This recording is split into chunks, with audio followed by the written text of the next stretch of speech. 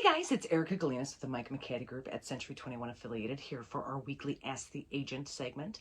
I was asked this actually on Monday. I had a listing appointment and my seller asked about it. It seems to be something that is happening now in our market, kind of crazy right now. And the question was about a multiple offer situation, a bidding war. You know, how can we make that happen and what happens if it does? So if you've been watching some of my market updates or, paying attention to the news or really any curiosity about the real estate market in Northwest Indiana, you know that we are absolutely in a crazy bad seller's market right now, which is great if you're a seller, not so good if you're a buyer. But from the seller's perspective, how this works out well for them is we have so few houses listed and we have so many buyers looking that when you list a house, a lot of times, if it's priced well and it's a good house, you're going to get multiple offers.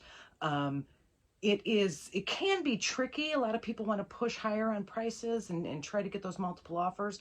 Multiple offers usually take care of themselves though. So I wanted to go through kind of the procedure and the thought behind them to see what we can do to get multiple offers when you're ready to list in this market. So the first thing usually comes up with anybody pricing a house, whether buyer's market, seller's market, whatever. Everybody wants obviously the most money they can possibly get for their house. Oftentimes the strategy for pricing your house when the market is hot like this, crazy hot seller's market, like 10 people want to buy your house. So you're like, well, I'm going to price it absolutely as high as I can. So your agent comes in and they give you like 4 or 5 comparable sales for your house and, based over time, and you price it $15,000 higher than the one that just sold because there's no competition on the market and obviously you're in demand. This is not the right strategy to use when you're trying to encourage multiple offers. Overpricing your house is never a good idea for any number of reasons.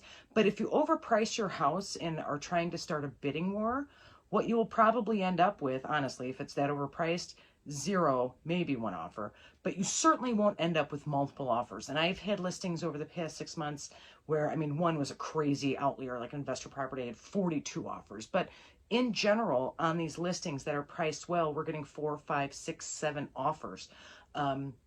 If you overprice your house, you will not get 4, 5, 6, 7 offers. You may not get any offers. You may not even get any showings. Buyers are absolutely eager to buy properties, but they're generally not stupid, particularly if they have a good agent. So they are not necessarily looking to overpay for a house because it's the only house. They're just going to wait until more houses come on the market and one will be better priced than yours. So if you are looking for a multiple offer situation, do not overprice your house. It doesn't make any sense and it's going to screw you in the end. There's a thought with trying to stir up bidding wars that if you underprice your house by $10, $15, $20,000, you're going to get 100 bids. And then it'll, obviously the idea is that these bids gently raise it to the highest price that you can expect in the market. However, it's a very tricky game. Even good agents can get it wrong. You'd love to think that, if you underprice by $25,000, you're going to get 50 offers and end up at $50,000 over what you were wanting.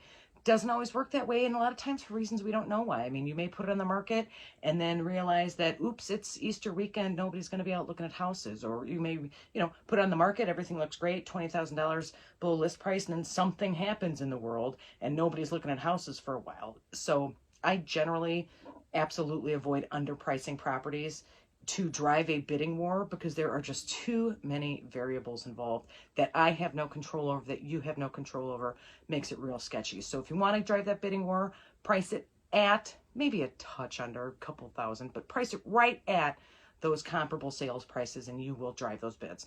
No high, no low. Time frame, practically speaking, how it works, like this listing I have, it's 7223 Bell Street in Schererville. Stay tuned, should be on the market today or tomorrow. Anyway, we're going to list it, like I said, today or tomorrow. You want to have a full weekend, then you'll have people who can look after work. You can have people who can look on the weekends, weekend evenings. If it's priced well in a hot market, you're going to have a lot of showings right off the bat. And by a lot, I mean a lot. So, if you got something to do that weekend, great. It just happens my clients are out of town this weekend. Perfect timing. We're going to put it on the market. It is priced well. We're going to get all of these showings in, hopefully over this weekend. And one or more of those will submit an offer to the agent. I will talk it over with my client. The client, we've kind of already talked about it, spoiler, we will probably go ahead and issue what's called a notice of a multiple offer notification. It goes to the agents and it says basically, hey, this listing we have multiple offers on it. Get your highest and best offer in by 5 p.m. on Tuesday, or 7 p.m. next Thursday, or whatever time frame works out best for when you issue the notice. You want to give, I would say, at least 48 hours for the buyer, for the agents to contact their buyers and say, we got a highest and best offer. What's the highest and best you can do? Give them some time to do it. Maybe pull in some other showings over those next 48 hours. But we would issue a notification to the agents that say highest and best offers due by X time. And then, Tuesday at 5 or whatever it is comes around, I sit down with my clients. I have 6 or 7 offers. We've gone through them, all the calculations, this and that, and they pick the best one. So if, as a buyer, just, as an aside, if you get a highest and best offer notification, put in your highest and best. No questions. Absolutely. Your agent can certainly help you figure out what those terms are, but don't screw around. You will not get a second chance.